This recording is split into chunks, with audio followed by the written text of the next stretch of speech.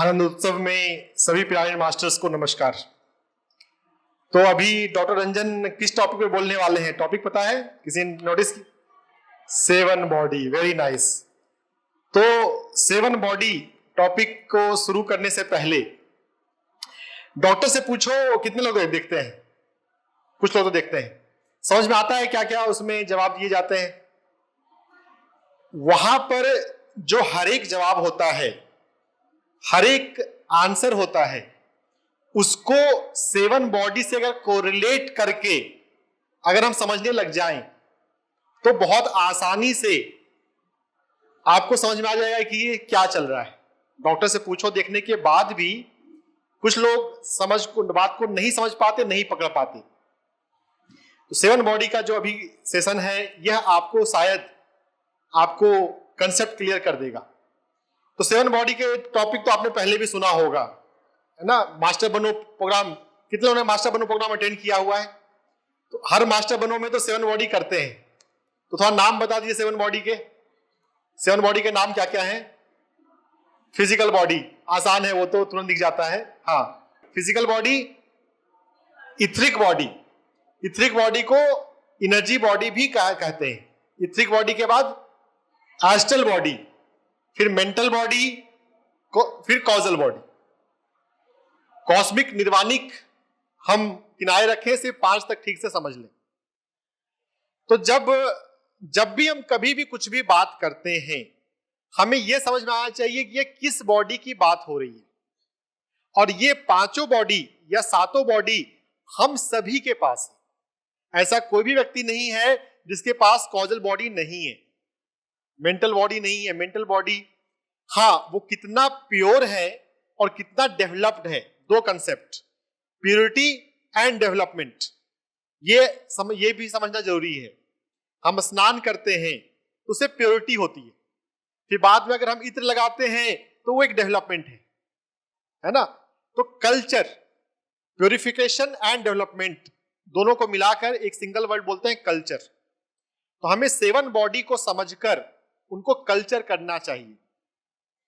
Meditation कौन सी body पे काम करता है? वैसे तो 7 शरीर पे काम करेगा, लेकिन सबसे पहले किस शरीर पे काम करता है? मेंटल। हमारे मन के विचार शांत होते हैं, कम होते हैं, मेंटल बॉडी काम होती है। मेंटल बॉडी के काम होने के बाद फिर क्या होता है? कौन सी बॉडी पे काम होता है? इथरिक बॉडी पे काम होता है। हमारे अंदर कॉस्मिक एनर्जी उतरने लग जाती है। स्पिरिचुअल रियलिटी कितने लोगों ने 5 बार देखा है? 5 बार? एक लोग भी नहीं, एक ने देखा है। स्पिरिचुअल रियलिटी वीडियो आपको हर महीने देखनी चाहिए, कम से कम 10 बार। नए लोगों को जब आप ध्यान सिखाते हैं, कितने लोग यहाँ पे ध्यान सिखाते हैं? बहुत कम लोग ध्यान सिखाते हैं। सभी को ध्यान सिखाना चाहिए। जब नए व्यक्ति को ध्यान सिखाते हैं उस समय स्पिरिचुअल रियलिटी दिखाइए और आप भी साथ में बैठ कर देख लीजिए, तो आपको उसके कंसेप्ट अच्छे होंगे। तो जब हम ध्यान में बैठते हैं हमारे मन की विचार शांत होते हैं, तो मेंटल बॉडी हमारी थोड़ी ठीक हुई। उसके बाद हमारे अंदर कॉस्मिक एनर्जी का डाउनलोड शुरू होता है हमारी सुषुम्ना नाड़ी में, दैट इज इथरिक बॉडी। हमारे जो चक्रास हैं और हमारी जो नाड़ियां हैं वो हमारी इथरिक बॉडी में, इजी लैंग्वेज एनर्जी बॉडी। लेकिन अगर आप इथरिक बॉडी जानते हैं तो इथरिक बॉडी ही ज्यादा बोलना चाहिए। अगर हमें इथरिक बॉडी पे काम करना हो तो हमें अपने चक्रास को ठीक करना होगा ना, चक्रास को हम बैलेंस करें। चक्रास कितने होते हैं? मुख्य रूप से 7। क्या क्या नाम है? मूलाधार, स्वादिष्ठान, मणिपुर, अनाहत, विशुद्धि, आज्ञा, सहस्त्रार। आज्ञा चक्र को आज्ञा क्यों कहते हैं? आज ही हुआ है, बता पाएंगे कोई? आज्ञा चक्र को आज्ञा क्यों कहते हैं? हाँ, आज्ञा, जो आज्ञा चाहिए वो आज्ञा चक्र पे होती है। तो अगर हम अपने इस चक्रों के बारे में समझें तो ये इथरिक बॉडी, एनर्जी बॉडी के बारे में जानना है। चक्र के अलावा हमारी इथरिक बॉडी में नाड़ियां होती हैं। जो चक्र हैं वो नाड़ियों की ही जोड़ है। 3 नाड़ियों के जोड़ होते हैं चक्र। कौन कौन सी नाड़ियों का नाम क्या है? इड़ा, पिंगला, सुषुम्ना। ये तो आप अच्छे जानते हैं। तो जब इथरिक बॉडी में ध्यान के दौरान एनर्जी उतरती है, अगर हमारे चक्र संतुलित होते हैं, हमारी इड़ा पिंगला नाड़ी संतुलित होती है, तो हमारी हीलिंग होने लग जाती है। मेडिटेशन से हीलिंग हुई है ना? कितने लोगों को हीलिंग एक्सपीरियंस हुआ है मेडिटेशन से? हीलिंग होने का एक बड़ा कारण है कि आपकी इथरिक बॉडी में, आपके चक्रास में एनर्जी आई और जो चक्रा में इंबैलेंस था वो इंबैलेंस ठीक हो गया। चक्रा को बैलेंस करना ज्यादा जरूरी है। इस बैलेंस करने के अलावा एक कंसेप्ट होता है एक्टिवेशन। बैलेंस और एक्टिवेशन का डिफरेंस समझते हैं आप? Chakra balancing and chakra activation are two different concept. Balancing पहले ज्यादा जरूरी है। बैलेंसिंग मतलब जो चक्र है, इड़ा पिंगला नाड़ी हो गई वर्टिकल, और उसके अलावा और भी 2,72,000 नाड़ियां होती हैं ना, कहीं कहीं पे अलग अलग आता है, लेकिन 2,72,000। तो सभी नाड़ियों में ऊर्जा उतरनी चाहिए, बहनी चाहिए। जब ऊर्जा उतर रही हो लेकिन बह नहीं पा रही हो, तब क्या होता है पता है? किसी को कोई समझ रहे क्या होता है? ऊर्जा उतर रही हो लेकिन ठीक से बह नहीं पा रही हो, तब क्या होता है? ध्यान के दौरान कभी कभी कुछ लोगों को लगता है कि शरीर कांप रहा है, कभी कभी फिजिकली भी दिखता है। वही है कि एनर्जी तो उतर रही है, एनर्जी जो है वो बह नहीं पा रही है। तो अगर हम ग्राउंडिंग करेंगे तो बहने लग जाएगी। अगर हम चक्रों के बारे में समझेंगे कि चक्र के काम क्या है, चक्र की बनावट क्या है, उसका एनाटॉमी मतलब बनावट। फर्स्ट ईयर एमबीबीएस में हमें सबसे पहले एनाटॉमी सिखाई जाती है कि बनावट पता हो तब तो कुछ कर पाएंगे, बिना बनावट जाने काम तो नहीं हो सकता। तो हमें बनावट एनाटॉमी समझनी चाहिए, कौन से चक्र का लोकेशन कहां है। जब भी किसी भी बीमारी में हम सोचते हैं कि मेडिटेशन से ही बीमारी ठीक हो जाए, बहुत लोग चाहते हैं। अगर आप उस बीमारी से एसोसिएटेड चक्रा कौन सा है, अगर वो आइडेंटिफाई नहीं कर पाएंगे, तो फिर जो हीलिंग होती है वो बाय चांस वाली होती है। एनर्जी आई, अगर हील हो गया तो ठीक है, नहीं तो फिर परेशान होते रहते हैं। अगर चक्रा आप समझते हैं कि मेरा लीवर सिस्ट है, तो कौन सा चक्रा डिस्टर्ब होगा? लीवर कौन सा चक्र से जुड़ा हुआ है? मणिपुर चक्रा। स्वादिष्ठान चक्रा का रोल नहीं है लीवर में। मणिपुर चक्रा, स्वादिष्ठान चक्रा जो है वो किडनी के लिए है, वो रिप्रोडक्टिव ऑर्गन्स के लिए है। मणिपुर चक्रा अगर हमारा हील हो जाए, मतलब बैलेंस हो जाए। बैलेंस और एक्टिवेशन दो चीज है। एक्टिव करने का भी कोशिश मत कीजिए आप। वो बैलेंस मतलब कि जितनी भी उसकी चक्रास जो है वो अलग अलग नाड़ियों के जोड़ हैं, जितनी एनर्जी है वो सभी नाड़ियों में बराबर बहे। कहीं पे कम बहेगी, कहीं पे ज्यादा बहेगी, तो फिर इम्बैलेंस हो जाएगा, है ना। इकोनॉमिक इनइक्वालिटी भारत देश में या हर एक जगह पे है। Economic inequality is main problem than poverty. हमारा भारत देश गरीब नहीं है, इनइक्वालिटी है, इकोनॉमिक इनइक्वालिटी। हर एक व्यक्ति को इक्वल अपॉर्चुनिटी अभी नहीं है पूरी तरह से। वैसे हम डेमोक्रेटिक कंट्री है तो प्रयास है, और पीएसएसएम वो कर रहा है कि सभी को इक्वल अपॉर्चुनिटी मिले, सभी को ध्यान मिले ना। तो सभी नाड़ियों में ऊर्जा बराबर बढ़ती है। जब हम किसी चक्र की बात कर रहे होते हैं, उस चक्र से संबंधित, तब उसका बैलेंसिंग होता है। तो जब भी कोई भी रोग है, उसके पास में कौन सा ऊर्जा चक्र है, आपको वो समझना चाहिए। उस चक्र के बारे में जब चक्र पता चल जाए तो उस चक्र पे काम करें। चक्र पे काम कैसे करते हैं? ध्यान के अलावा जब हम ध्यान में बैठते हैं, चक्र पे काम करना सीखा है आप लोगों ने? हाँ, बहुत अच्छा सवाल। मंत्र जाप बिल्कुल नहीं करना है। मंत्र जाप करने से आप अटक जाएंगे, भटक जाएंगे। Meditation, what is meditation? ध्यान जो है वो मन को शांत करना है। मंत्र जाप करते हुए मन शांत नहीं हो सकता। ध्यान को समझना जरूरी है। आप ध्यान के नाम पे कुछ और करते रहेंगे तो फिर सात शरीर इस समय भूल जाइए। और वही दुनिया में बहुत जगह पे हो रहा है। पत्री जी ने बहुत इजी लैंग्वेज में बताया, आपको ही बताता हूं। अगर अभी आप सभी लोगों ने अच्छा लंच किया है, अगर हम लंच नहीं करें, अगर हम भोजन नहीं करें तो उसको क्या बोलते हैं? फास्टिंग, उपवास। बहुत लोग उपवास करते हैं। कितने लोग उपवास करते हैं? उपवास करना चाहिए। उपवास करना, कोई भी रोग है अगर उपवास शुरू कर देंगे, महीने में एक बार, हफ्ते में एक बार, जो भी आप कर सके, तो उपवास से बीमारियां बहुत ठीक होती हैं। फास्टिंग और इंटरमिटेंट फास्टिंग, जो लोग डॉक्टर से पूछो देखेंगे, मैं ये हर दूसरे तीसरे पेशेंट को रिकमेंड करता रहता हूं, क्योंकि फास्टिंग से बहुत डिटॉक्स होता है ना। तो अगर हम पेट से, अगर हम भोजन नहीं करें तब वो है फास्टिंग। अगर हम मुंह से नहीं बोले तब वो क्या है? मौन, साइलेंस। साइलेंस का अभ्यास किसी ने किया है कभी ना? करना चाहिए। पूर्णिमा के आसपास अगर आप पूर्णिमा ध्यान रेगुलर कर रहे हैं तो साइलेंस भी कुछ घंटों का प्रैक्टिस करें, उससे भी आपकी एनर्जी बढ़ेगी। भोजन नहीं करें तो उपवास, मुंह से नहीं बोले तो मौन, और मन से नहीं सोचे तब ध्यान। ध्यान का यही बेसिक डिफिनेशन है। मंत्र जाप आप करेंगे वो ध्यान नहीं है। आप शरीर के बारे में नहीं समझ पाएंगे। ठीक है, थोड़ी बहुत एनर्जी आ जाएगी, लेकिन उससे बहुत अच्छा काम नहीं होगा। हमें मंत्र जाप बिल्कुल नहीं करना है। हमें चक्रा के गुणों को समझना है कि ये चक्र करता क्या है, इसका काम क्या है, ये किस इमोशन से, किस थॉट पैटर्न, बिलीफ पैटर्न से जुड़ा हुआ है। इथरिक बॉडी के बाद क्या है? Astral body. एस्ट्रल बॉडी में होते हैं हमारे इमोशंस। इमोशंस का एग्जांपल, इमोशंस किसको बोलते हैं? भावनाएं, गुस्सा, डर, घबराहट, हड़बड़ी।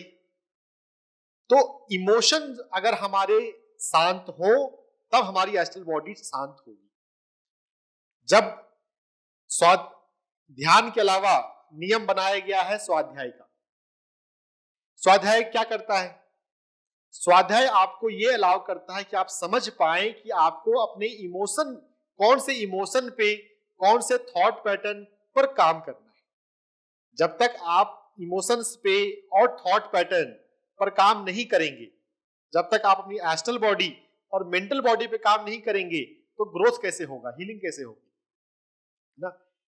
तो physical body, etheric body. Etheric body के बाद नाम मैं बार बार बोला था कि आपको याद हो जाए, क्लास से जाएं, कम से कम इतना तो 7 के नाम पता है। सिर्फ नाम जानने से ऐसा सब कुछ नहीं होगा, लेकिन नाम भी तो जानना चाहिए। Etheric body, astral body, mental body, causal body, बुद्धिक बॉडी। सुप्रा कॉजल बोल देते हैं, लेकिन सब प्रॉपर नाम है बुद्धिक बॉडी। बुद्धिक बॉडी, फिर कॉस्मिक बॉडी, निर्वाणिक बॉडी। तो एस्ट्रल बॉडी में हमारे इमोशंस हैं। जब हम ध्यान कर रहे हैं, हमें जीवन में ये चिंतन करना चाहिए कि मेरे इमोशंस कितने हेल्दी हो रहे हैं, इमोशंस पे कितना काम हो रहा है। अगर इमोशंस में निगेटिव इमोशंस और पॉजिटिव इमोशंस, 2 इमोशंस होते हैं। निगेटिव इमोशंस को कम करना है और पॉजिटिव इमोशंस को बढ़ाना है। जब हम एस्ट्रल बॉडी की बात करें तो निगेटिव इमोशंस के नाम बताइए।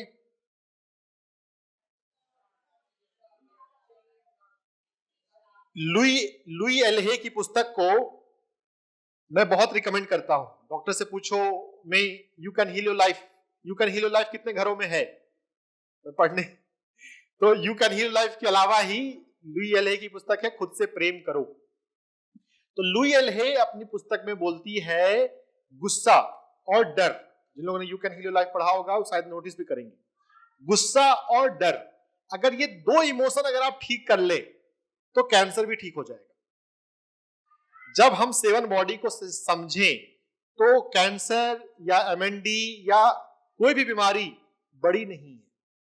लेकिन अगर हम सिर्फ पुरानी सोच से सिर्फ फिजिकल बॉडी के हिसाब से सोचते रहें तो फिर लाइलाज बीमारियां हैं।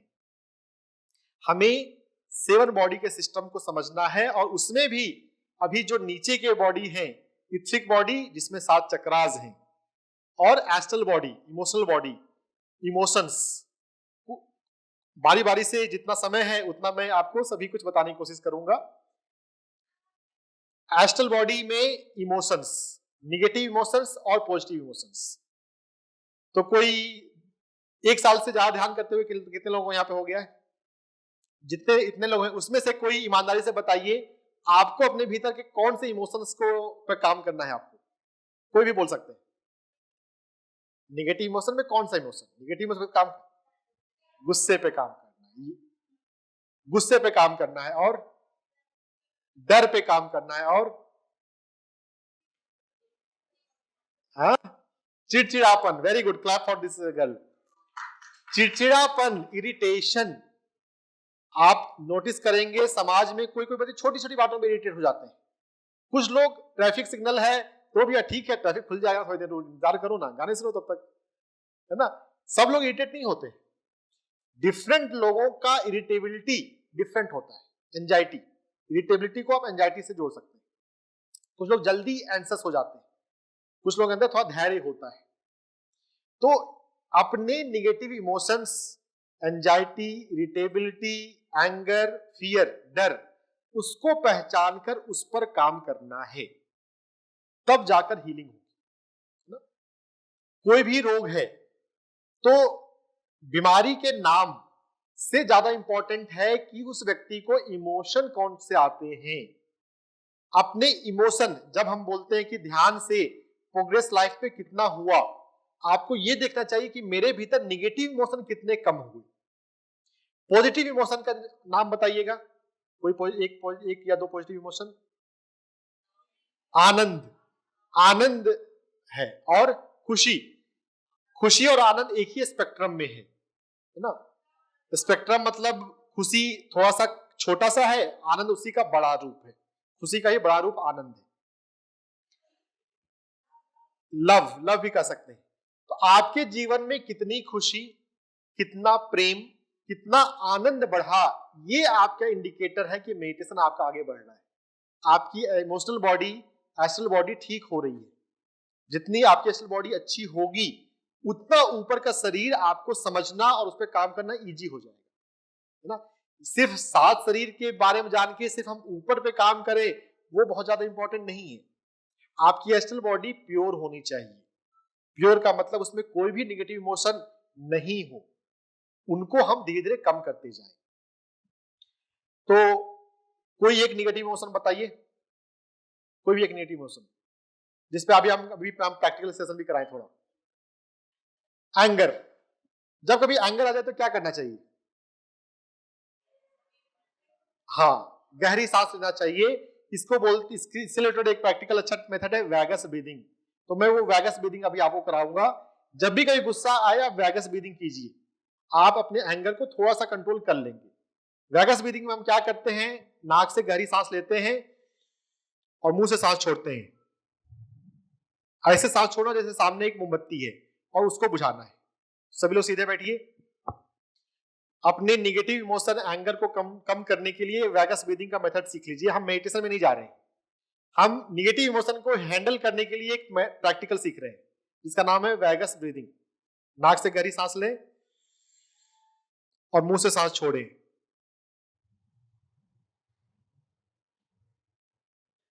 नाक से सांस लें और मुंह से सांस छोड़ना है।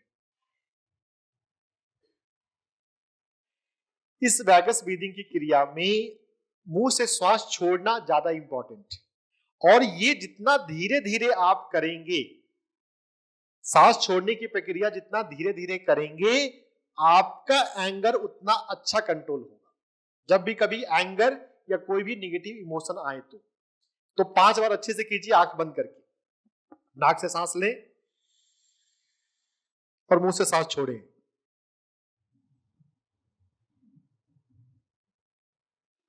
Inhale through nose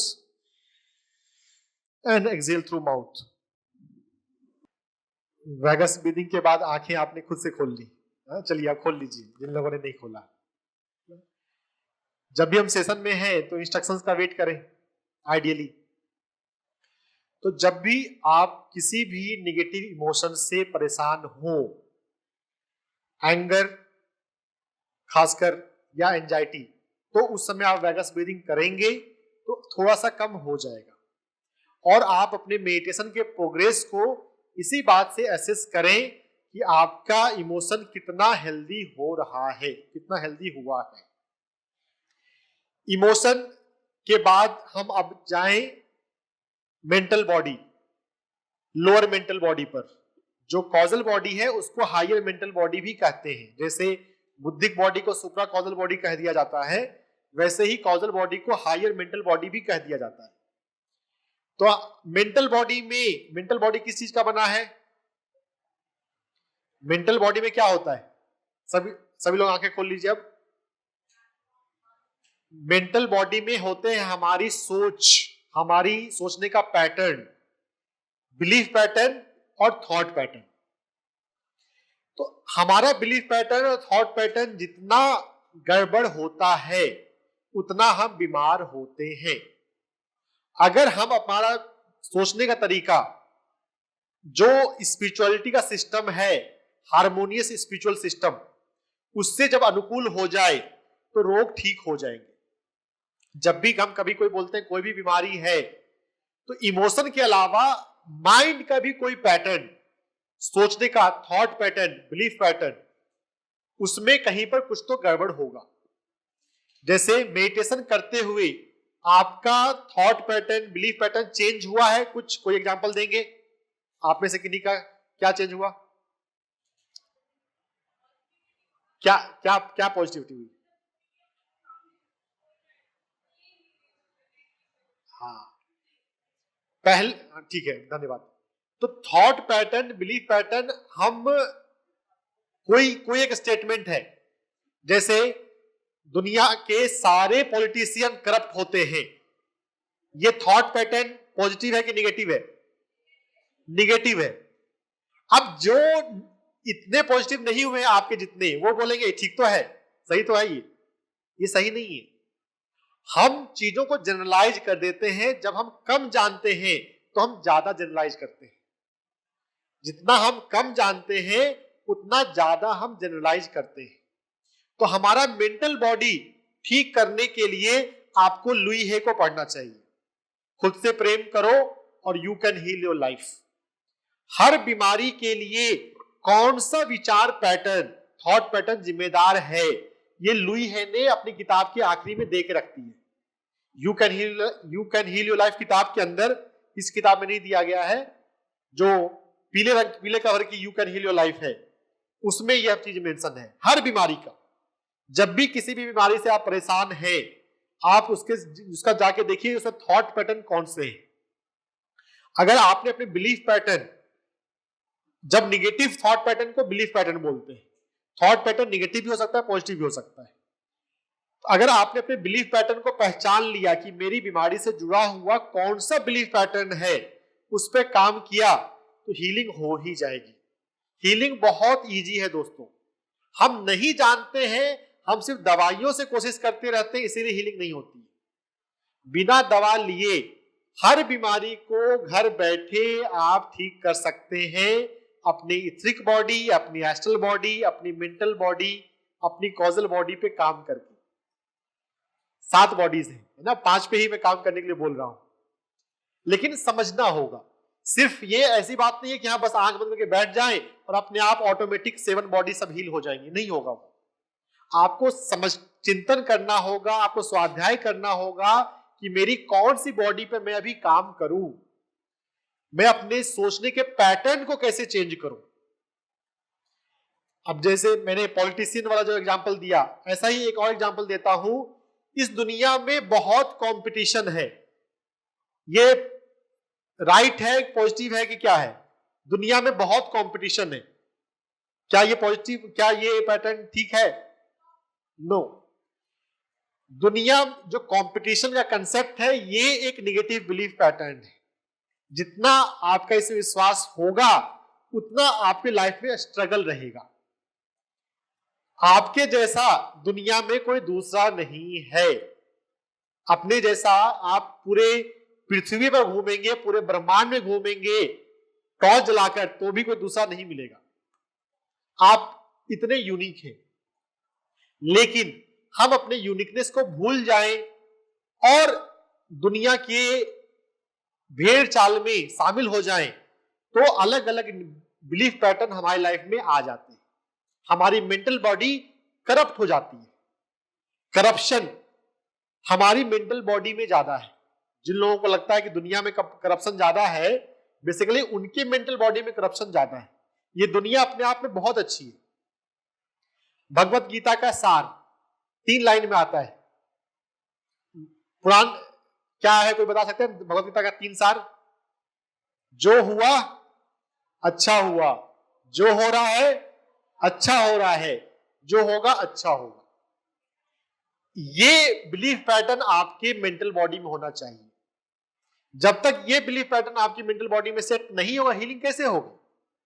mental body की हीलिंग, अगर कॉस्मिक एनर्जी के डाउनलोड से इथरिक बॉडी की हीलिंग जो है वो तो ध्यान में बैठ के चलो हो सकती है। आप 3 घंटे ध्यान करें सुबह और शाम तो इथरिक बॉडी की हीलिंग हो जाएगी। लेकिन आपको अपनी मेंटल बॉडी के पैटर्न को चेंज करने के लिए स्वाध्याय करना होगा और चिंतन करना होगा। बिना स्वाध्याय किए, बिना चिंतन किए, बिना मेंटल बॉडी के बारे में समझे आप उसको बदलना मुश्किल है। मेंटल बॉडी में ही, मेंटल बॉडी यानी कि माइंड में 3 चीजें आती हैं, थिंकिंग, फीलिंग एंड इमोशन। जब इमोशन एस्ट्रल बॉडी में भी है, देखिए ये सभी समझने के लिए अलग अलग बांटा गया है, लेकिन जब हम प्रैक्टिकल करते हैं तो वो बाउंड्री टच भी करेंगे। इमोशन एस्ट्रल बॉडी में आ जाएगा, लेकिन माइंड पर बात करते हुए भी इमोशन को कंसीडर करना पड़ेगा। अपनी मेंटल बॉडी में जो करप्शन होता है, उस करप्शन की शुरुआत होती है जजमेंट से। आप सभी ने सुना है कि जजमेंट नहीं करना चाहिए और कंप्लेन नहीं करना चाहिए। जजमेंट करने से क्या नुकसान होता है? जजमेंट करने से आप अपने पैटर्न पर काम करने की बजाय आप दूसरों में गलतियां निकालने लग जाते हैं कि उस व्यक्ति में ये गलतियां हैं। जब आप कंप्लेन करते हैं, गीता का सार अगर याद हो, जो हो रहा है अच्छा हो रहा है, जो होगा अच्छा होगा, तो आपकी लाइफ में कभी कंप्लेन नहीं होगा। आपकी मेंटल बॉडी इतनी प्योर बन जाए कि उसमें कोई कंप्लेन नहीं बचे। मेंटल बॉडी पे जो आपको काम करना है वो ये सीखना है कि मेरे लाइफ में जजमेंट और कंप्लेन कैसे कम हो। और इस कंप्लेन से रिगार्डिंग कबीर का एक बहुत अच्छा दोहा है, निंदक नेरे राखिए आंगन कुटी छवाए। निंदक जो आपकी निंदा करे, जो आपका कंप्लेन करे, उसे दूर मत भागिए। आपको मेंटल बॉडी में क्या काम करना है ये आपको हिंट मिल रहा है, और दूसरा व्यक्ति ही ज्यादा बता सकता है इजीली कि क्या काम करना है। तो जब भी कोई निंदा करे तब तो आप तो सुने, क्योंकि आपको अपने आप को इंप्रूव करना है, लेकिन आप जजमेंट करना और कंप्लेन करना बंद कीजिए। Every judgment, every complain is a fresh blunder. आप अपने आप पे काम नहीं कर रहे हैं और दूसरों में गलतियां निकाल रहे हैं। अपने मेंटल बॉडी के पैटर्न पर आप समझें। मेंटल बॉडी के पैटर्न के रिगार्डिंग और भी बहुत कुछ हम बात कर सकते हैं। You can heal your life में लुई हे की किताबों में ये सब पूरा डिटेल में दिया हुआ है। जब कभी किसी को फीवर आता है या माइग्रेन होता है, उसके पीछे का थॉट पैटर्न कोई बता पाएगा? फीवर आता है तो क्या होता है? हाँ, गुस्से को दबाने से हमें फीवर आता है। फीवर का एक कारण है गुस्से को दबाना। It is not about bacteria. Bacteria है, वायरस है, वो सेकेंडरी है। अगर आप अपने आप को ऐसा बना लें कि आपको गुस्सा आए नहीं, गुस्सा को एक्सप्रेस नहीं करें, वो बात नहीं है, आपके भीतर ही गुस्सा नहीं उठे, आप इतने स्वीकार भाव से भर जाएं कि आप हर एक व्यक्ति को स्वीकार करते हैं, हर एक परिस्थिति को स्वीकार करते हैं, तो आपको फीवर नहीं हो सकता। कभी आपको या परिवार में किसी को फीवर आए, आप उससे आराम से बैठकर बात कीजिए, पिछले 2-4 दिन में किसी पे गुस्सा आया था क्या, किसी पे इरिटेशन हुई थी क्या, और उस गुस्से को अगर निकाल दिया जाए तो फीवर बिना टैबलेट के, बिना पैरासिटामोल के ठीक हो जाएगा। होता है। मैंने इसे बहुत प्रयोग किए हुए हैं, लुई हे ने किए हुए। तो एंगर की रिगार्डिंग तो एक तो वेगस ब्रीदिंग आपने सीखा है, दूसरा है स्वीकार भाव, और तीसरा हमें इवोल्यूशन का कंसेप्ट समझना है। कभी किसी को अपने पे गुस्सा आया है? अपने गुस्सा आता है? तो अपने पे गुस्सा आता है, यहां पर आप समझिएगा गुस्सा आने का एक बड़ा कारण है कि हमें यह लग रहा है कि सामने वाले व्यक्ति को, या अगर अपने पे गुस्सा आ रहा है, हमारे पास्ट सेल्फ को ऐसा व्यवहार करना चाहिए था, लगता है ना। लेकिन जब आप उस परिस्थिति में थे तब आपके पास वही बुद्धि थी और आपने वैसा काम किया। अब आपकी बुद्धि चूंकि बदल गई, तब आपको लग रहा है कि मुझे ये करना चाहिए था। और दूसरे व्यक्तियों के लिए भी आपकी बुद्धि को यह लग रहा है कि ये काम करना चाहिए, जो व्यक्ति वो काम कर रहा है उसके पास वही बुद्धि है कि उसने वैसा काम किया। तो अगर हम अपनी बुद्धि को और दूसरे की बुद्धि को और अपनी बुद्धि के चेंज होने के सिस्टम को अगर समझ लें और स्वीकार करें तो गुस्सा नहीं आएगा। अपने आप को भी स्वीकार करें और दूसरे को भी स्वीकार करें। अपने आप को स्वीकार नहीं करेंगे तो अपने आप पे भी गुस्सा आपको आएगा। जो ऑटो इम्यून बीमारियां होती हैं, ऑटो इम्यून बीमारियां बहुत सारी हैं। ऑटो इम्यून बीमारियों का एक कारण है अपने आप पे गुस्सा। अगर आप अपने आप से नाराज होते हैं तो आप अपने भीतर ऑटो इम्यून बीमारी को बुला सकते हैं, आपके लाइफ में आ सकती है। और ऑटो इम्यून बीमारियों का भी मेडिकल में बहुत अच्छा इलाज नहीं होता है। ऑटो इम्यून मतलब कि आपकी शरीर के जो आपकी इम्यून सेल्स हैं वो अपने ही शरीर से लड़ रहे हैं। समझिए कि जब पुलिस वाले ही गुंडे बन जाए तो वो है ऑटो इम्यून बीमारियां। अपने आप अपने गिल्ट को, अपने सेल्फ के प्रति कंप्लेन को अगर आप बंद कर दें, अपने आप से प्यार करने लग जाएं, जो पॉजिटिव इमोशन में एक पॉजिटिव इमोशन लव का हमने सुना ना, अगर हम लव बढ़ा लें अपने आप के प्रति तो ऑटो इम्यून बीमारियां ठीक हो जाएंगी। तो लव भी एक नेसेसरी एलिमेंट है कि अपने आप से आप प्यार करें। अपने आप से आप जब प्यार करते हैं तो आप अपनी जरूरतों को समझते हैं कि मुझे क्या काम करना चाहिए।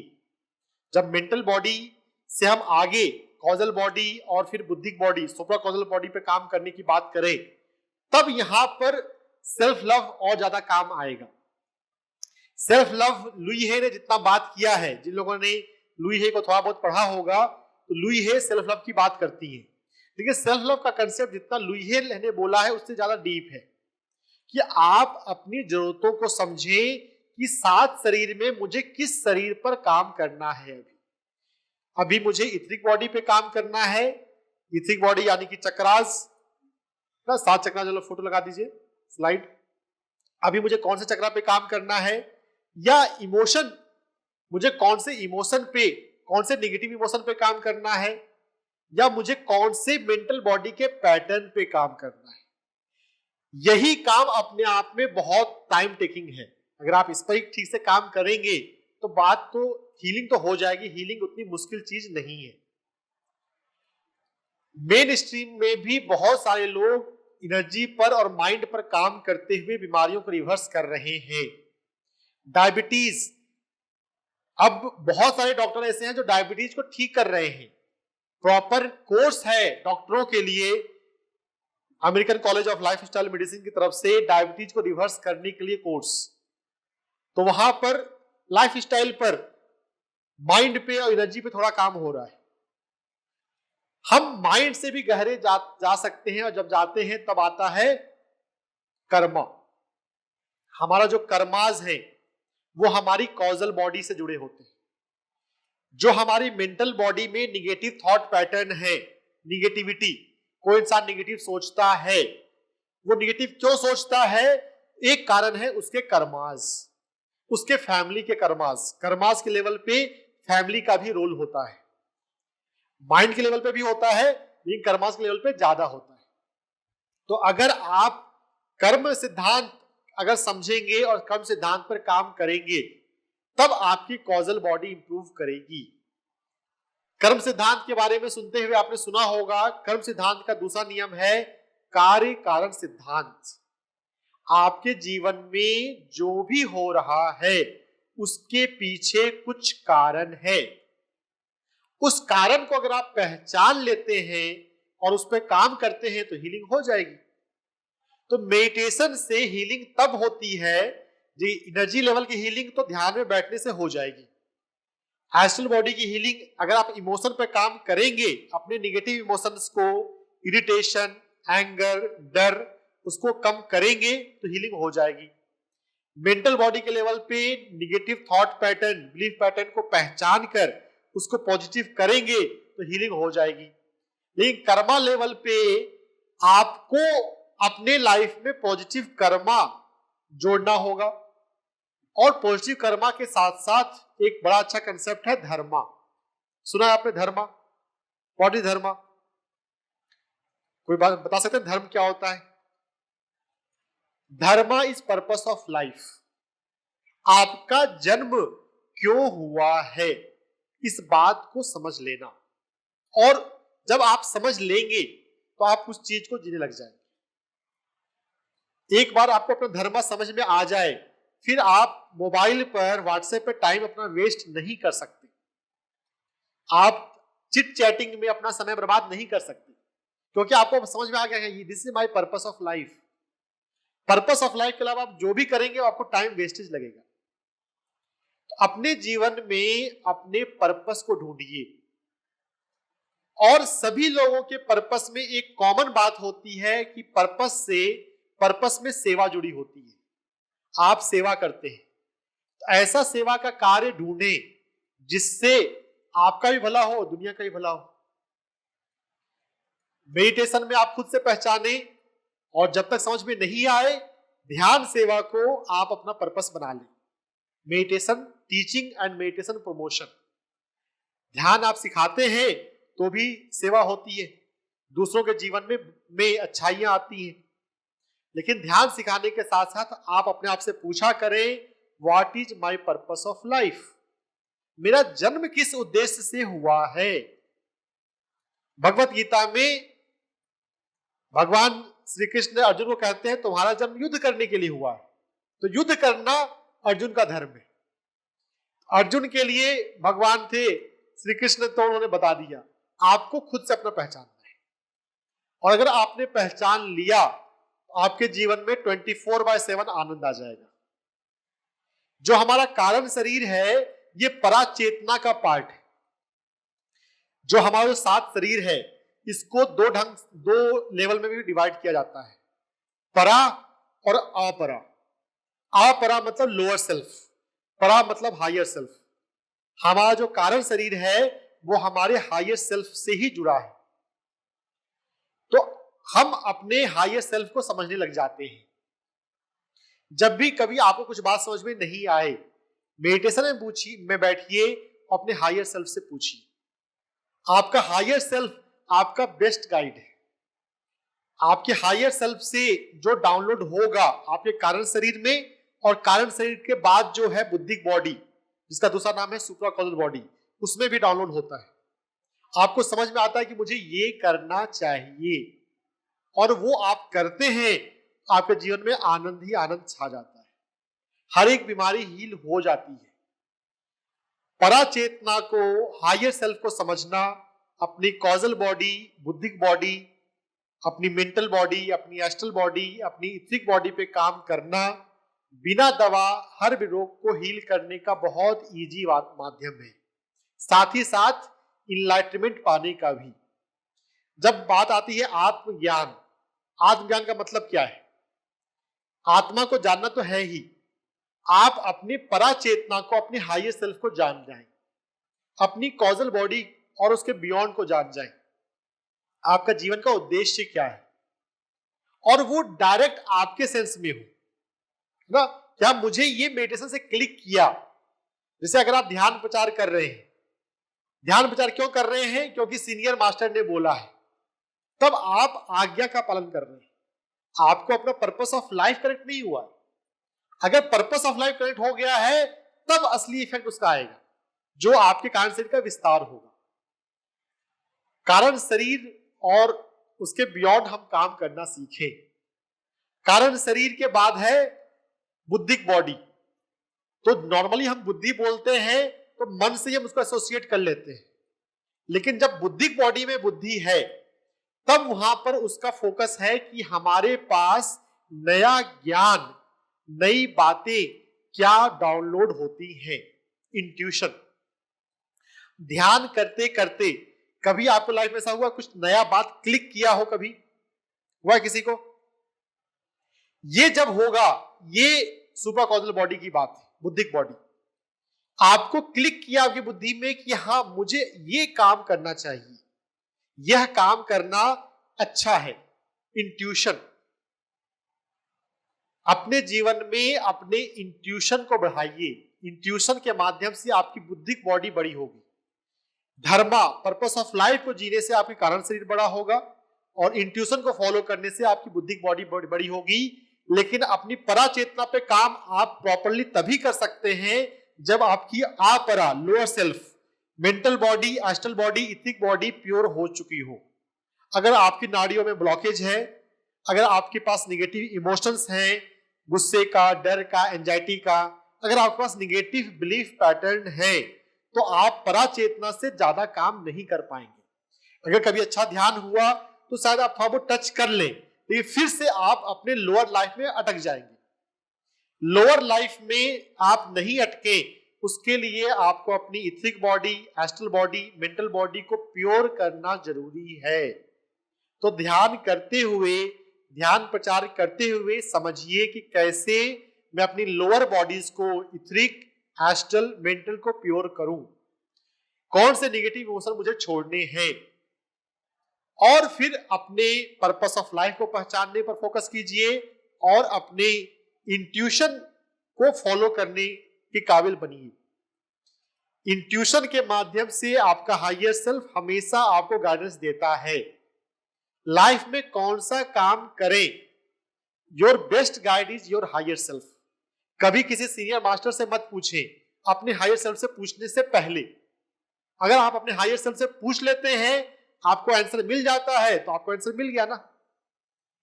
Your best guide is your higher self, पराचेतना। ध्यान में आप उससे पूछ सकते हैं और जो आता है उसको फॉलो कीजिए। तो ये है 5 शरीर पर काम करने का basic framework. Ethic body, astral body, mental body, causal body, बुद्धिक बॉडी पर काम करने का। जब बुद्धिक बॉडी पर, इंट्यूशन पर काम कर रहे होंगे तब आपकी कॉस्मिक बॉडी एक्टिव हो जाएगी और आप वननेस में आ जाएंगे। आपको एहसास होने लग जाएगा। कभी कभी ध्यान में कुछ लोगों को ऐसा हो जाता है, दूसरे से वननेस फील होने लग जाता है, लगता है पूरी दुनिया तो अपनी ही है ना। और फिर जब वननेस में आते हैं तो सर्विस इजी हो जाता है। पहले सेवा कर रहे हैं इसलिए क्योंकि पीएसएसएम में सिखाया गया है सेवा करो, किसी सीनियर मास्टर ने बोला है कि सेवा करना चाहिए, इसलिए आप सेवा कर रहे हैं। लेकिन अगर आपको वननेस का एहसास हो जाता है, फिर service becomes way of life. आप सर्विस सोच के नहीं करते, सर्विस के अलावा और कर ही क्या सकते हैं कॉस्मिक बॉडी के रियलाइजेशन के बाद। तो ध्यान में आपको वननेस का रियलाइजेशन हो, आपके जीवन में इंट्यूशन का हायर सेल्फ से डाउनलोड हो, आपकी कॉजल बॉडी डेवलप हो। इस उद्देश्य के साथ अब हम चलिए थोड़ा देर ध्यान में चलते हैं। बात समझ में आ रही है? बहुत ज्यादा मुश्किल तो नहीं लग रहा है? ये गहरा कंसेप्ट है। जितना समझ लेंगे, उतार लेंगे, उतनी लाइफ इजी हो जाएगी। आप कैंसर को भी चुटकी बजाकर ठीक कर सकते हैं।